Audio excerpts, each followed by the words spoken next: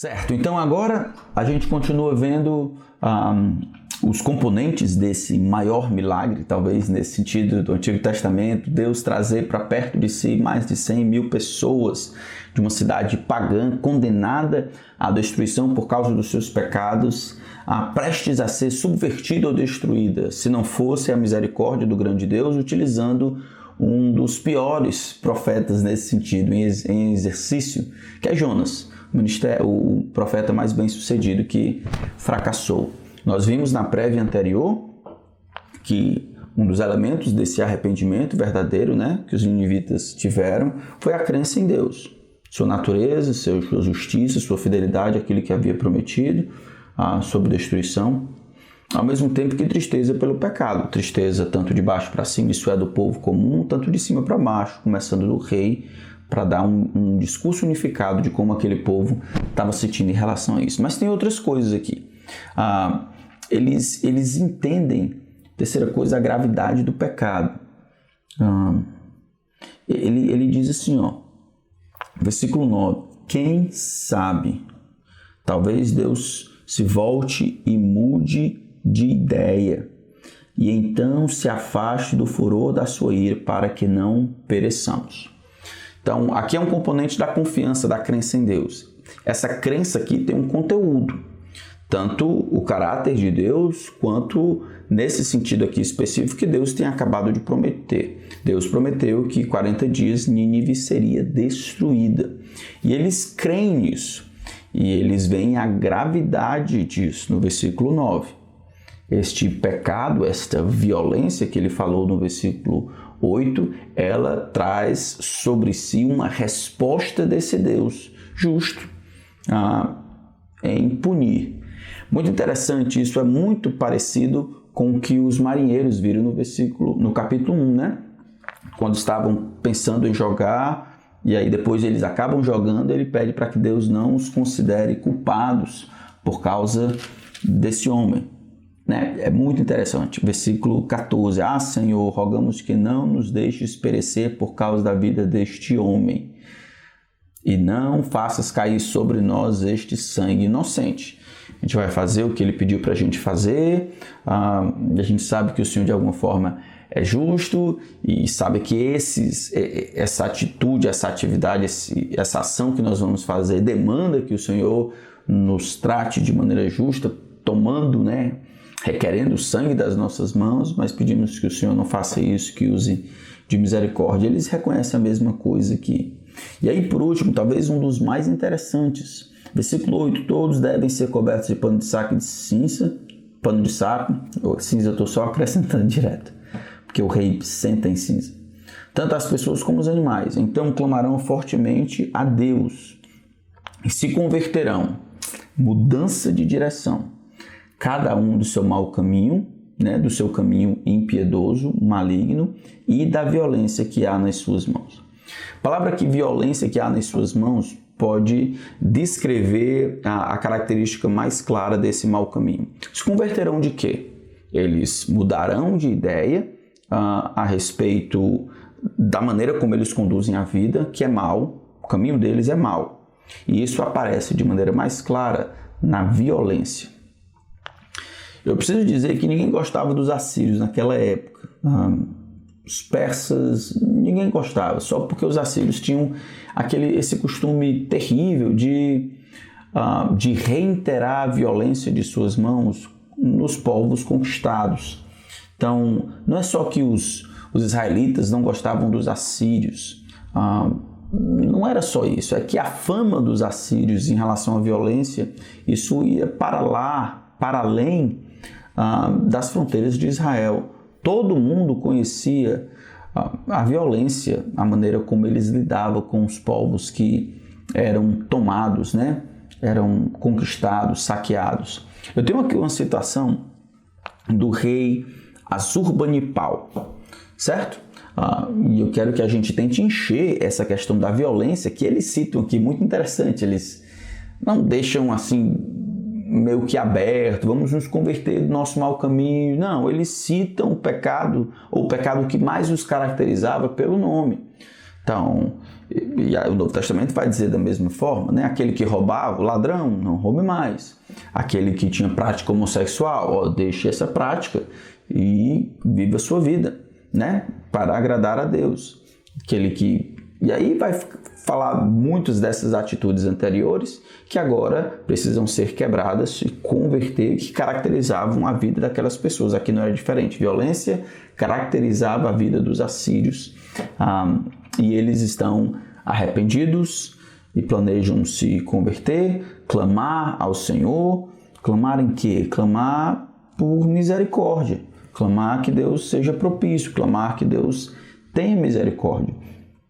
E da violência. Então eu tenho essa carta aqui dele, do Assurbanipal, falando sobre deportação de povos inteiros, né? E as punições físicas horríveis.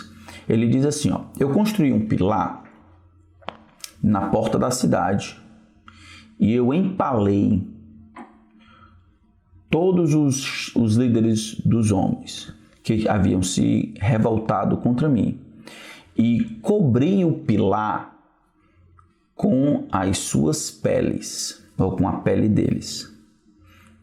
Algum eu coloquei dentro do pilar, certo? Eu utilizei como se fosse tijolo, dentro do pilar. Alguns eu empalei sobre o pilar com estacas. A descrição é vívida, é terrível. É o que ele falava, né? O que eles faziam. Então, aqueles que haviam se revoltado contra ele, esse rei, o Assurbanipal, ele construiu um pilar na porta da cidade, empalou alguns, picolé humano, e alguns ele havia utilizado como tijolo, né? Como blocos de construção, e havia usado a pele deles para cobrir o pilar. Mas quando há arrependimento verdadeiro, os homens eles denunciam seus crimes. É o que ele está fazendo, denunciando a violência de suas mãos, chamando o pecado pelo nome, sem ser vacilo, ou queda, ou deslize, ou pisar na bola. Não importa quão cruel, crasso, feio possa parecer, isso é o rei dizendo para o povo para pensar sobre isso, para clamar fortemente ao Senhor, para se converter do mau caminho, em outras palavras, da violência de suas mãos. Isso aqui é fabuloso. Gostaríamos muito de ver isso durante o ministério dos profetas, né, de Jeremias, por exemplo, Isaías e outros profetas. Mas o que falta, por exemplo, o que é antecipado de acontecer entre os reinos, né, tanto do norte quanto do sul, aqui acontece fora dos limites de Jerusalém. Deus é um Deus que deseja ser adorado entre todos os povos, trazendo possibilidade de arrependimento para esse povo violento. Impressionante. E aí eles apostam na misericórdia do Senhor. Eles não esperam, depois disso, que o Senhor os trate com misericórdia. Eles não demandam que o Senhor os trate de misericórdia. Havendo compreendido a gravidade, como ele diz no final do versículo 9, pereçamos, como Deus havia dito no final do versículo 4, Nínive será destruída. Eles simplesmente clamam. Eles pedem, mas não demandam. Eles apostam na misericórdia do Senhor, mas não fazem acontecer, né? Não tratam como se Deus tivesse a obrigação de usar a sua misericórdia para com esse povo violento que merecia ser punido. Quem sabe, talvez, vamos apostar na misericórdia, né? Não sei se a mensagem de Jonas é condicional ou incondicional. Eu não sei se Deus, por meio de Jonas, está descrevendo o que vai fazer, ou se dentro desse proclamar de Jonas talvez eles pensaram, existe espaço para que, ao falar o que Deus pretende fazer, no meio disso exista a possibilidade, o interesse de Deus, que essa declaração do juízo que virá promoverá restauração, promoverá arrependimento da parte do povo. E Deus, antecipando isso, irá não mudar de ideia, mas tratar o homem de acordo com a resposta que o homem tem dado agora à sua palavra. Então, da perspectiva deles é Deus mudar de ideia, mas da perspectiva de Deus é ajudar, providenciar, possibilitar arrependimento. E a gente pode ficar pensando, se Deus quisesse destruir, como fez no passado, ele não precisaria ter avisado, certo? Sodoma e Gomorra, ele fala com Abraão, depois ele vai lá e destrói a cidade. Aqui ele fala que vai fazer daqui a 40 dias. A gente já viu no capítulo 1 que Deus ele está olhando por toda a terra. E eu acredito que o desejo de Deus de conduzir Jonas para lá para pregar essa mensagem não antecipa que essa mensagem irá produzir essa comoção nacional, esse arrependimento, e dentro dessa declaração de juízo existe espaço para restauração, para usar de misericórdia, para empurrar os ninivitas para perto de si em arrependimento, de maneira a receberem perdão e bênção. Parece que é isso que Jonas entendeu desde o começo. Por que o Senhor está avisando isso para eles? O Senhor deseja, por meio do aviso, emular neles a restauração, o arrependimento. Isso é fabuloso. Então, mas eles não requerem, não demandam, eles apostam na misericórdia de Deus. Muito parecido, a gente vê isso no capítulo 51, no Salmo 51. Davi diz: pequei contra ti somente, fiz o que é mal aos teus olhos, de maneira que serás tido por puro no teu falar, justo no teu julgar. Então, o que Davi ia receber? Davi ia receber como punição a morte do primeiro filho, os problemas dentro da própria casa, problemas de imoralidade, fugir do seu filho, tentando matá-lo.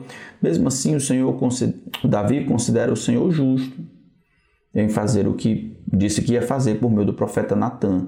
Ele implora que Deus tenha misericórdia, mas ele não demanda.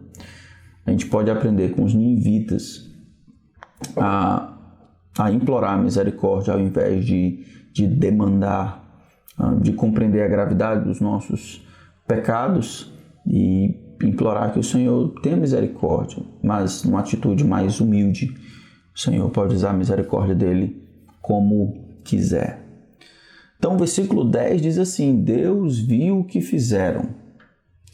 E aí aquilo dali não era um teatro. O verso 10 diz: se converteram do seu mau caminho. Isso é da violência, certo? E Deus mudou de ideia quanto ao mal que tinha dito que lhes faria e não fez. Aqui em linguagem humana descreve o que está acontecendo. Então Deus tinha dito que ia fazer alguma coisa, mas eu acredito, Jonas também, que nessa declaração do que iria fazer está incluso o desejo de que as pessoas se arrependam, mudem, para que eles, mudando de direção, eles tenham o Senhor a seu favor e não do contrário. É como alguém que está andando para lá, contra o vento. Então ele sente o vento batendo contra si, empurrando ele para trás. Mas se ele mudar de direção, isso é, se ele se converter e andar de costa, então ele vai perceber o vento lhe dando ajuda, impulsão para que ele continue. É assim que Deus faz. Deus ele tem um modus operandi. Ele precisa lidar com o pecado, sempre. Mas Deus também determinou que ele iria responder a um coração realmente arrependido, a um coração convertido, a um coração que clama com misericórdia, liberando a sua misericórdia, utilizando soberanamente de maneira voluntária a sua misericórdia. Jonas sabe disso. É o que a gente vai ver no capítulo 4. Mas, por enquanto, nós vemos mais uma vez um resumo desse que talvez seja um dos maiores milagres do Antigo Testamento. O Deus que deseja ser adorado entre todos os povos, enviando o seu profeta que não quer obedecer, mas mesmo na falha do seu profeta, Deus está trazendo para si, produzindo arrependimento, né? E respondendo ao arrependimento com perdão. Isso é, ele não vai mais destruir, sendo que os seus caminhos mudaram. Deus vai cuidar dessa nação. Essa nação que daqui a alguns anos vai ser utilizada pelo próprio Deus para punir a infidelidade de Israel à aliança. Tremendo. Só um Deus soberano vai fazer isso. Utilizar de todas as coisas, compreendendo o todo, para realizar o seu plano. Seu plano de ser adorado entre todos os povos. Seu plano de lidar com Israel no seu pecado, sendo que ela descumpriu os requerimentos da aliança. Fabuloso. Então a gente vê no capítulo 4 daqui a pouco.